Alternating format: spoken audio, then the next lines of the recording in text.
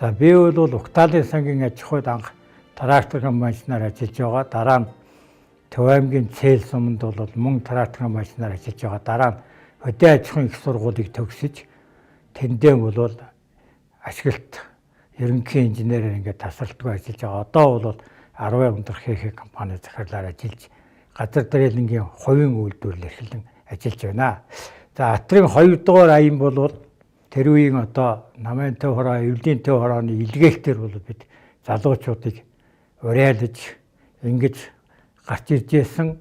Манай анхны даргаар бол Бэгзийн Батчулуун гэдэг хүн одоо ажиллаж байгаад өөд болсон өөрхий. Тэр хүний одоо зааж зөвлөсөн тэр хүний одоо нэгэн ариун баялаг туршлага Угтаалын сангийн аж ахуйн даргаар ажиллаж байгаа дараа нь залуучууд очсон хүн байна.